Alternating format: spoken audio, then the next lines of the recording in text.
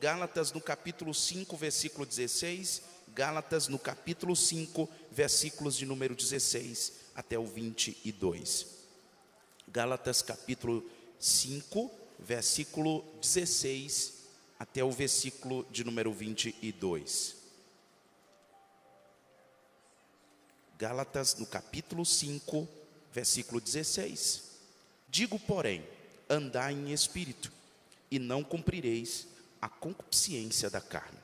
Porque a carne cobiça contra o espírito, e o espírito contra a carne, e estes opõem-se um ao outro, para que não façais o que quereis. Mas se sois guiados pelo espírito, não estais debaixo da lei.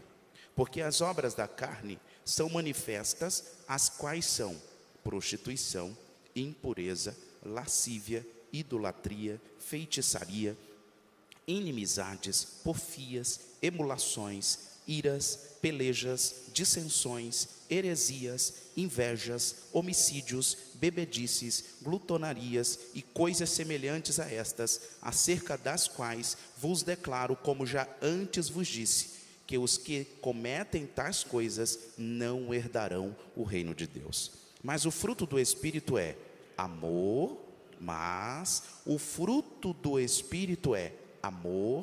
gozo, paz, longanimidade, benignidade, bondade, fé, mansidão, temperança. Versículo 23. Contra estas coisas não há lei. Todos nós somos descendência de Adão e Eva. Quem acredita na narrativa das Escrituras Sagradas? Quem crê na Bíblia de verdade? Quem confia que ela é a palavra de Deus? Ótimo, ótimo. Por isso que as Escrituras vai dizer que sem fé é impossível agradar a Deus. Porque é necessário que aquele que se aproxima de Deus creia que Ele existe e que Ele é galardoador, recompensador daqueles que o buscam. Não adianta andarmos com as Escrituras nas mãos, com a Bíblia na mão, e não crermos no conteúdo.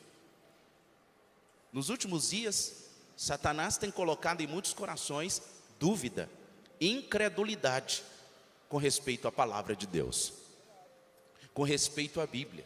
Esta parte é inspirada, aquela não é. Então se uma é e a outra não é, então tudo não é. Ou eu creio em tudo ou em nada. Só que pelo Espírito nós sabemos que toda a Escritura é inspirada por Deus. De Gênesis a Apocalipse. De Gênesis a Apocalipse, as Escrituras são inspiradas por Deus. Os escritores foram inspirados para escreverem aquilo que o Espírito de Deus quis que eles escrevessem. Não está aqui a vontade humana. Logo, se nós cremos que as Escrituras é a palavra de Deus, nesta Escritura Sagrada está revelada que Deus criou o homem. E criou para a sua glória. Criou para a sua glória. Diga comigo, eu fui criado para a glória de Deus. Está fraco ainda. Eu fui criado para a glória de Deus. Só os que foram criados para a glória de Deus, levanta a mão assim, bem alto, dá um glória aí. Dá um glória bem bonito, eu quero ouvir o glória a Deus desta igreja. Nós fomos criados para a glória de Deus. O que significa ser criado para a glória de Deus? Todo o nosso viver apontar para Deus. Tudo que fizermos, automaticamente e conscientemente, é para a glória de Deus. Mas aí entra um plano sórdido.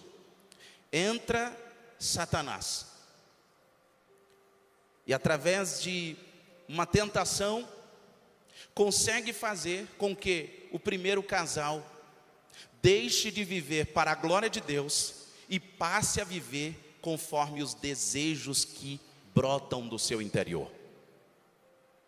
Adão e Eva passaram agora a não viver mais para a glória de Deus, mas para a sua própria glória. Eles foram iludidos porque Satanás, a antiga serpente, Ele disse que Adão e Eva não morreriam. Deus dissera que eles morreriam. E esta morte seria uma separação. A palavra morte, no seu sentido global, geral, é separação. Eles ficariam separados. Eles viveriam separados de Deus. E Satanás ilude dizendo: vocês não vão morrer nada, vocês vão ser iguaizinhos a Deus. Quantos caem na lorota, como diz o adágio popular? Quantos caem na conversinha fiada de Satanás? Você vai se tornar poderoso, você vai se tornar igual a Deus, você não vai ser um alienado. Esse negócio de igreja, esse negócio de ter pastor, esse negócio de ir para uma igreja, isso é de escravo, isso é de alienados. E algumas pessoas caem nesse conto maligno e acabam se distanciando. Quem disse que você não pode isso, não pode aquilo? É alguém que está querendo te manipular. E as pessoas, devido à sua natureza, porque como disse, somos descendência de Adão, herdamos essa natureza caída, que foge de Deus constantemente. Acaba ouvindo aquilo que satisfaz o coração. Acaba ouvindo aquilo que é bom para si. Mas deixa eu abrir um parênteses aqui. Aquilo que é bom para mim precisa passar pelo crivo das Escrituras Sagradas. É bom, glorifica a Deus, senão eu vou cair fora. As Escrituras Sagradas passam a ser o meu norte, a minha bússola, a minha direção. As Escrituras Sagradas passam a ser o meu manual de regra, de fé e de prática. Eu não só creio, mas eu também procuro obedecer e viver o que as Escrituras dizem. Sim ou não? As Escrituras. Muito bem, o homem caído, o Adão, a Eva caída, distante do Senhor, agora está fugindo de Deus. E tudo que brota desse homem caído e afastado de Deus é vergonha. Diga comigo: tudo aquilo que o homem faz longe de Deus é vergonha. É sim, é vergonha. Porque se esconde para fazer, é porque é vergonha. Adão e Eva fogem do Senhor, fogem da voz de Deus. Mas o salmista vai fazer uma pergunta: para onde fugiremos? Ou onde nos esconderemos dos olhos do Senhor? Onde o homem acha que vai ficar brincando de esconde-esconde com Deus? Quando criança brincávamos de esconde-esconde, alguém ficava procurando. Só que com Deus a brincadeira de esconde-esconde não tem graça. Com Deus a brincadeira de correr, se esconder atrás de alguma coisa, não tem como, porque Deus é onisciente, onipresente, onipotente. Bendito seja aquele que vive e reina para sempre.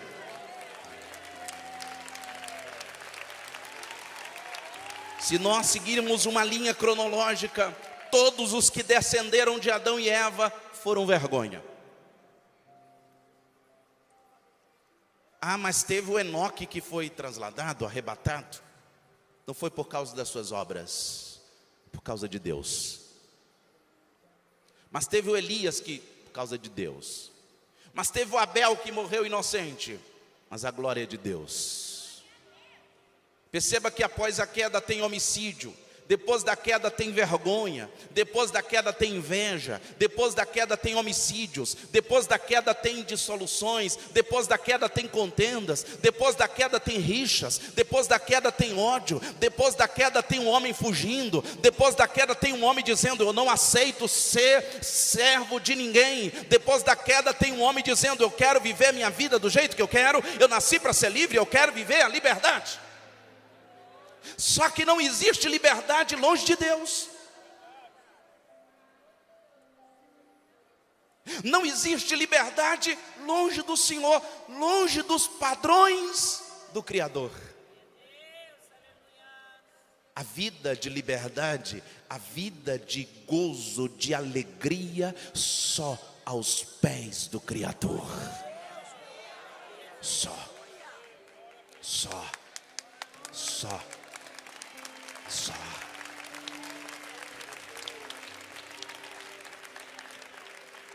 Todos nós aqui somos filhos. Todos nós aqui, os que já perderam ou que ainda têm os seus pais. Quem fazia ou quem faz a melhor comida, senão o papai e a mamãe? Quem tem o melhor aconchego, senão o papai e mamãe? Podemos comer nos melhores restaurantes, os melhores. Podemos ir aos melhores rodízios. Podemos ir aos melhores espaços, com os melhores banquetes, mas nenhum deles se compara àquele banquete preparado por mamãe. É assim ou não é? Nenhum se compara, nenhum. E no final de semana, aquela macarronada que só mamãe sabe fazer. Aquele final de semana, aquela feijoada que só mamãe sabe fazer. Como um bom baiano, aquela moqueca. Nossa. Pois bem, traz agora para o relacionamento com o Senhor. Podemos provar de muitas coisas que parece bom e gostoso aos nossos olhos nesta vida, mas nada se compara ao estar próximo de Deus. Nada se compara em ter um relacionamento estreito com o Senhor. Nada se compara a estar sentado à mesa com o Senhor. Nada se compara a ouvir a voz do Senhor. Nada se compara ao abraço do Senhor. Nada se compara ao amor do Senhor. Nada se compara à graça do Senhor. Nada se compara a Deus. Aleluia. Bendito seja o Senhor. Bendito seja o Senhor. O homem caído. E nós chegamos a um momento em que o homem está dizendo: eu vou chegar ao céu do meu próprio jeito. E aí constrói uma torre. Tijolinho por tijolinho. Obras humanas. As obras humanas querendo chegar a Deus. Aí Deus vai lá e manifesta lá a confusão das línguas. E o homem para. Sabe por quê? Com obras humanas o homem nunca vai chegar ao céu. Pelas obras humanas o homem nunca chega ao céu. Nada nas escrituras está narrado, está escrito ao léu, porque alguém quis. Como disse, é inspiração do Espírito Santo. É uma lição para nós que extraímos aqui nesta manhã. Obras humanas não nos levam a Deus. Se nós confiarmos naquilo que fazemos e achamos que estas obras será a nossa cruz, ou será a nossa ponte, o nosso caminho, a nossa verdade, a nossa vida, estaremos perdidos eternamente. A Torre de Babel, confusão, caiu por terra. É Deus dizendo: não são pelas tuas obras. Você vai ver a confusão, vai ver Deus precisando manifestar dilúvio, vai ver Deus precisando levantar grandes reis, grandes juízes para poder julgar, orientar o povo, porque depois que se perde a conexão com o Senhor, depois que saiu de forma rebelde dos braços do Senhor, o homem perde direção, o homem perde a noção da ética, da decência, de moral, de caráter, não tem identidade, está perdido, está confundido, está tateando na escuridão, apalpando qualquer pedrinha e dizendo que ali é o Deus que vai guardar ele. Deus vendo que o homem nunca chegaria a ele, ele se manifesta. Diga comigo, ele se manifesta. Sabe quem é a manifestação de Deus? Jesus, o verbo que se faz carne e vem até nós, dizendo assim: eu sei que vocês nunca conseguiriam chegar ao Pai, por isso eu vim procurar vocês, eu vim buscar vocês, eu vim perdoar vocês, eu vim salvar vocês. Como eu sei que sempre vocês fogem de mim, eu vim até vocês. Não foi nós, não fomos nós que procuramos Deus, foi Deus que nos procurou. Às vezes a gente se exalta, né? Eu aceitei Jesus, fui eu que fui, eu acordei assim, eu fui. Isso é orgulho, isso é prepotência. É só para não dar o braço a torcer que a gente estava fugindo mesmo, não queria nada com Deus, a gente queria mesmo era a libertinagem, a gente queria era viver uma vida desordenada. Jesus disse assim, eu vou enviar o Espírito Santo, e esse Espírito Santo vai convencer vocês são pecadores. A gente queria era fugir mesmo, queria estar na balada, queria estar na noitada. A natureza nossa herdada de Adão e Eva é aquela natureza, sabe o quê? Aquela natureza de, agora é eu, quem manda no meu nariz, eu sou dono do meu nariz. A natureza de Adão é assim, eu faço o que eu quero, você não tem nada a ver com a minha vida. Aí Jesus manifesta-se pelo seu Espírito Santo e diz assim, narizinho empinado, desempina aí. Você não é essa bola toda não. Se você continuar assim, ó, aí ele revela para nós, ele mostra assim, ó, tá vendo o abismo ali? Você vai para lá. O narizinho empinadinho, baixa a bola aí. Uramasteclama lamas. Uramasteclama lamasturianda lamasturi-canta lamashandaramanas. Uramanarasicandaramachederamaciandaramanas. Você falou para o seu pai, para sua mãe, que agora seria do seu jeito, e você foi e quebrou a cara. Se você disser isso para mim, e virar as costas de vez, não tem chance na eternidade. Aqui você encontra abrigo ali e acolá, mas sem mim você não pode fazer nada. Deus encarna, diga comigo, Deus encarna. E essa encarnação se chama Jesus, o Emanuel, que traduzido é Deus conosco, Deus pertinho do homem, Deus que quebra a barreira e vem até o homem dizendo, eu vim resgatar vocês. Eu vim mostrar para vocês aquilo que vocês não conseguem enxergar. Porque quando o orgulho domina o nosso ser, ficamos cegos, surdos e mudos. É assim ou não é? Já viu alguém orgulhoso? Você sabe que ele está errado, você sabe que vai quebrar a cara, mas ele diz assim, eu sei o que eu estou fazendo. E você só vê ele tropeçando.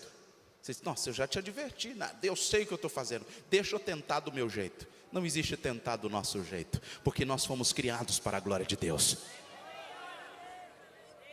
Não existe a vida funcionando do nosso jeito.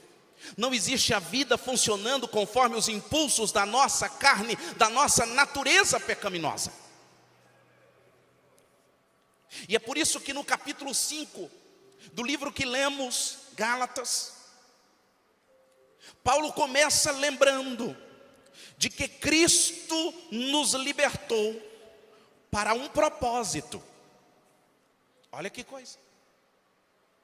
No capítulo 5 de Gálatas, o apóstolo Paulo vai alertar os irmãos da Galácia, dizendo assim, Cristo libertou-nos com um propósito. E o propósito está no versículo 1.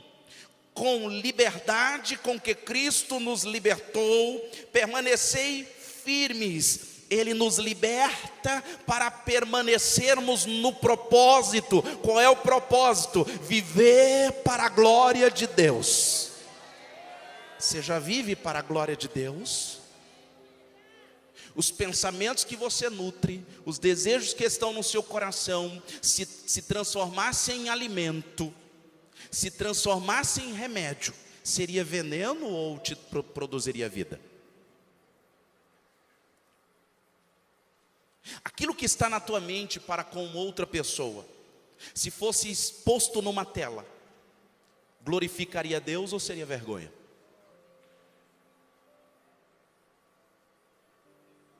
As direções que você segue, aponta para Cristo ou para a antiga vida, a antiga natureza? Os propósitos, os seus planos, cabem em Deus ou só cabe em você? Aquilo que você imagina é para a sua glória ou para a glória de Deus? Sabia que aquilo que falamos, aquilo que pensamos, como agimos, como tratamos, como pensamos, como trabalhamos, como nos portamos, aponta a direção, aponta para onde estamos indo e diz também quem somos? As nossas escolhas, as nossas decisões apontam para onde estamos indo. É impossível.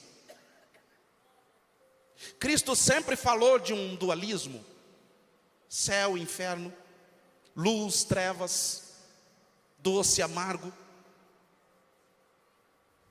Ele sempre falou verdade, mentira. Cristo sempre mostrou joio, trigo, ovelha, bode. Não tem outra. O homem diz assim, é relativo, depende dos olhos de quem vê. Mas eu olho para o bode, bode é bode, ovelha é ovelha. Eu olho para o trigo, trigo é trigo e joio é joio. Eu olho para a escuridão, escuridão é escuridão, luz é luz. Agora, se alguém, devido ao relativismo, se apaixona por isto ou aquilo, ou quer se tornar um cego para ver a escuridão e achar que ali é a luz, aí é outra coisa. Se alguém pela conveniência, se alguém pela sua natureza decaída e resistente à voz do Espírito Santo, quer considerar mentira como verdade e verdade como mentira, aí é outras coisas. Mas não é isso que as Escrituras diz para nós. Não é isso que as Escrituras ensinam para nós.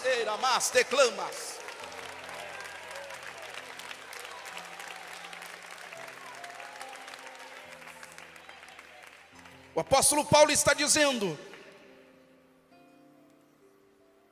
nós fomos chamados para a liberdade. Em Cristo Jesus, no momento em que o homem, pelo Espírito Santo, é convencido da sua natureza. Quando o Espírito Santo chega, e não é só quando você vê alguém falar línguas, a manifestação do Espírito Santo é quando o homem diz assim: eu pequei contra os céus. Nessa direção que eu estou, eu vou me quebrar no final. Se eu continuar nesta vida, não tem, porque Cristo veio mostrar o que é verdade, o que é luz, o que é de verdade agradar a Deus. Cristo veio mostrar que o primeiro Adão caiu e levou todos também à queda. Cristo veio dizer assim: eu venci, para que em mim todos vocês também possam vencer e viver a vida que glorificam ao Pai. Pode aplaudir ao Senhor. Pode aplaudir ao Senhor. Pode aplaudir a Deus. Pode aplaudir porque Ele merece. Maravilhas. A partir deste momento em que o Espírito Santo convence o homem, ele passa a mostrar para o homem a sua decadência. O homem diz assim: eu estou caído, estou afastado de Deus, estava fugindo, e sempre para onde eu estava fugindo era para aquilo que agradava os meus desejos, os meus impulsos. Nunca era para Deus. Eu vivia o egoísmo. Egoísmo não é só quando você não divide o pão, é quando você está querendo viver a vida para agradar você. Você está querendo viver do seu jeito. Você não aceita estar submisso a Cristo. Você não aceita estar sob a palavra de Deus. Você não aceita estar sob a direção de alguém. E esse alguém é o Espírito Santo. Ele quer controlar você. Ele quer me controlar. Diga amém. E aí no versículo 16 que lemos, no versículo 16, nós lemos: andai em espírito e não cumprireis os desejos da carne. Em toda leitura nós vemos as palavras espírito e carne. E alguém questiona: o que é a carne? Será que é essa matéria simplesmente? Dentro do contexto do Novo Testamento, esse vocábulo, esta palavra, é utilizada para designar a natureza adâmica. A natureza que sempre nos provoca a escolher aquilo que não agrada ao Senhor. Carne aqui nesse contexto significa a natureza caída do homem, que leva ele à prática das obras da carne relacionadas no versículo 19 e 21. Carne simboliza natureza caída, aquilo que foi maculado dentro de nós, aquilo que causou um desajuste em nós, que ao invés de glorificar a Deus, estamos a glorificar a homens ou glorificar a si mesmo. Carne, aquilo que impulsiona. Sabe o que é carne? Somos ensinados a falar a verdade, mas de repente, na oportunidade para ganhar vantagem, a mentirinha. Carne é quando alguém pisa no calo da gente e a gente diz assim: olha, me dá vontade de dar um soco na sua cara. Soco veio depois da queda. Violência veio depois da queda. Carne é quando as Escrituras diz que o homem deve ter uma mulher e a mulher um marido. E ele olha para outra, ela olha para outro, e diz assim: ó, preciso ter 2, 3. Isso é natureza caída.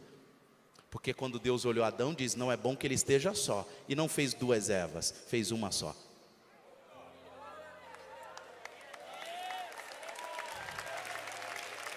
Natureza caída. Carne. Carne é quando alguém nos faz o mal e a gente deseja a morte dele. Esse desejo mal só veio depois que o homem se afastou de Deus. Por quê, pastor? Porque o homem próximo de Deus, escuta bem, o homem na luz, ele não deseja a escuridão. O homem que está farto, o homem que está alimentado, ele tem abundância, ele quer saciar a fome de outro. O homem que está em paz com Deus, o humano que está em paz com Deus, ele vai estar em paz com todos. É assim ou não é? Mas será que é possível alguém se dizer próximo de Deus e ser inimigos de outros? Sim, sabe como? Quando este não de verdade se converteu. Quando ele se convenceu e não se converteu. Porque quando há conversão de verdade, o arrependimento sincero, não tem só um chorinho dizendo: eu estou arrependido, não, me desculpa. Não, há uma mudança de direção, há uma mudança de mentalidade, há uma metanoia. Quem matava não mata mais. Quem mentia agora fala a verdade. Quem gostava da confusão agora é um apaziguador. Quem gostava de roubar agora trabalha. Há uma mudança de mentalidade. Quem era um péssimo funcionário agora é o melhor da empresa. Quem era um péssimo marido agora é um excelente marido. Quem era um péssimo filho agora é um excelente filho. Mas não é por ele, é pela transformação gerada pelo Espírito Santo. O Espírito Santo agora implanta a natureza de Cristo neste homem, nesta mulher, e agora ele passa a viver o propósito original. Qual é? Glorificar a Deus, viver para a glória de Deus. Permita o Espírito Santo te tocar agora. Permita o Espírito Santo te encher nesta manhã. Permita o Espírito Santo dizer assim para você: você precisa nascer de novo. Andar na carne é andar ainda sob a velha direção. A direção caída de Adão. que sempre se afasta de Deus e sempre quer levar vantagens. A glória de Cristo. Deixa eu ver quem reconhece isso aqui. Levanta as mãos e declara bem alto: Senhor, a glória é sua. Mais alto que você puder. Senhor, a glória é sua. Diga: eu preciso entender que a glória é sua, que a minha vida é sua, que eu devo respirar para a sua glória, que eu devo andar para a sua glória, que eu devo me alimentar para a sua glória, que eu devo trabalhar para a sua glória, que eu devo ser um bom cidadão para a tua glória, que eu devo ser um bom cidadão nesta terra para a tua glória. Diga: eu preciso viver para a glória de Deus. Diga: eu preciso viver para a glória de Deus. Oh, glorifica Ele, glorifica Ele, glorifica Ele.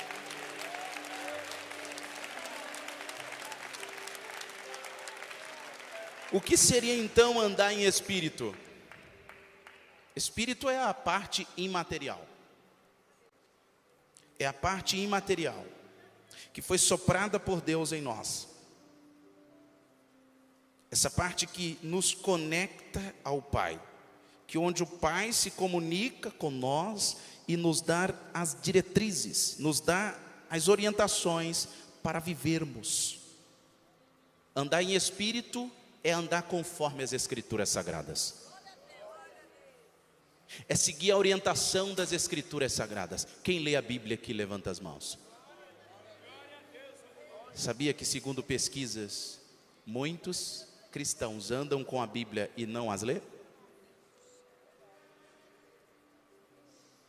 Está mais capaz de ler todas as mensagens do WhatsApp, todas as mensagens de outros aplicativos, lê tantas notícias maus, mas não lê o que as Escrituras diz.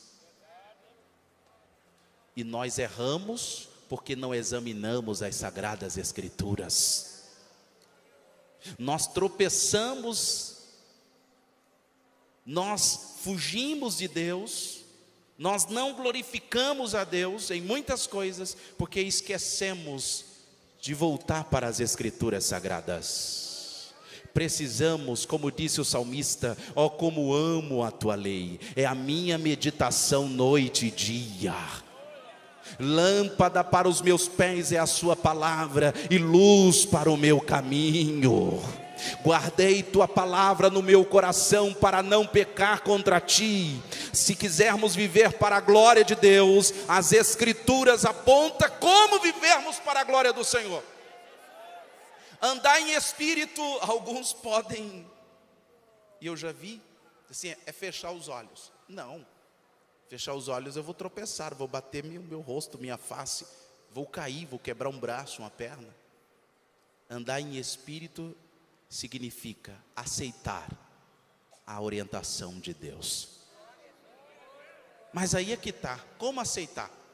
Agora é fácil, porque quando o Espírito Santo passa a habitar no homem, o Espírito Santo agora tira aquele orgulho, o Espírito Santo trata o ego, o Espírito Santo tira aquela rebelião, aquele desejo de fugir. O Espírito Santo agora coloca dentro do homem o desejo de agradar a Deus. Então a voz de Deus é suave, é mansa, a voz de Deus não é agressiva, ele não se esconde mais atrás do jardim, ele já quer: Senhor, fala que o teu servo ouve, Senhor, eis-me aqui, porque o Espírito Santo ele implanta em nós a natureza de Cristo. A natureza de Adão é retirada, é quebrada, destruída, e agora um novo caráter, uma nova natureza é implantada. Que natureza é essa? A do Cristo, humilde, manso, que obedece à voz do Pai, que obedece às diretrizes do Pai, até que seja morte de cruz, até que seja vergonha, até que seja os bofetões, até que seja as chicotadas, mas ele obedece, ele se sujeita, porque ele sabe que o nome do Pai será glorificado.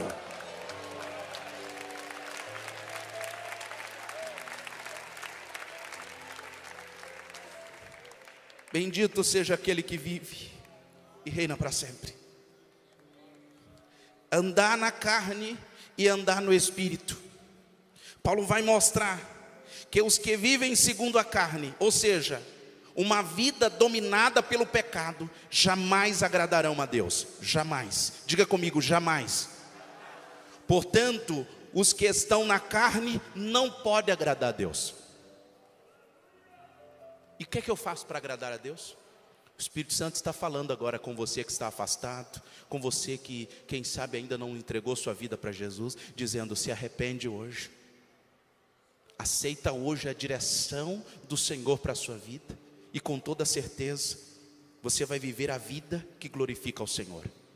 O que é que o Espírito Santo em nós vai fazer? O Espírito Santo em nós vai produzir, vai fazer-nos produzir o fruto do Espírito. Por que fruto e não frutos? Porque é amor que ele produz. Amor. E o amor desencadeia todos os outros. O amor. O amor deve ser a base da nossa vida.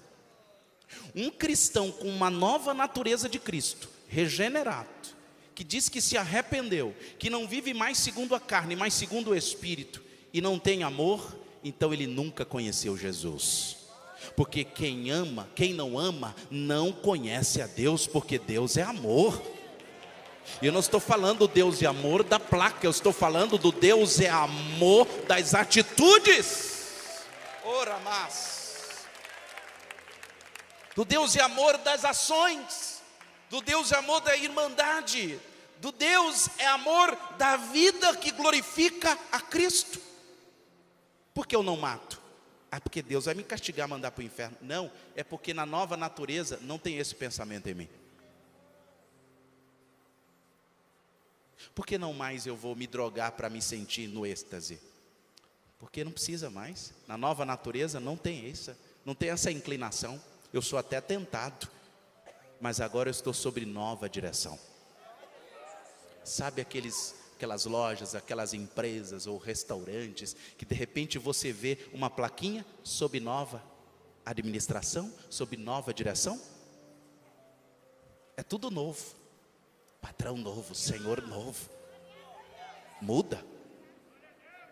Os funcionários, alguns mudam também. Quer dizer, isso aqui não dá para mim. Quando Cristo assume a direção, Ele põe essa plaquinha em nós. Sabe a Maria, que era violenta em casa? Sabe o João, que era assim? Ele põe a plaquinha assim. Cadê? Eu não tenho. Tem sim. O diabo olha para você e vê o brilho do Espírito Santo e Deus comunicando, dizendo assim: agora é uma nova criatura, agora é um novo homem.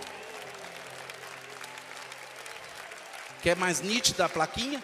A plaquinha vai ficar mais nítida ainda é quando alguém pisa no calo, que você age de uma forma que você diz: pô, antes você batia, agora não, agora eu entrego tudo a Deus. Mas você não era aquele que disse que não levava desaforo para casa? Pois é, antes com a natureza caída de Adão eu não levava mesmo. Agora eu levo, entro no meu quarto e vou fazer queixa ao meu pai e eu deixo ele que faz justiça. Eu não faço mais justiça com minhas mãos. Eu não ajo mais pelos impulsos da minha carne. Eu sou tentado. Às vezes incha o coração, às vezes os pulmões incham e dá vontade de explodir, mas aí vem o Espírito Santo e diz: calma, não é assim não, isso não vai me glorificar, isso não vai agregar. Outras pessoas precisam olhar para você e dizer: eu quero esse Jesus que ele serve, eu quero esse Jesus que ela serve, e se você fizer isto, eles não vão conhecer-me. Oh.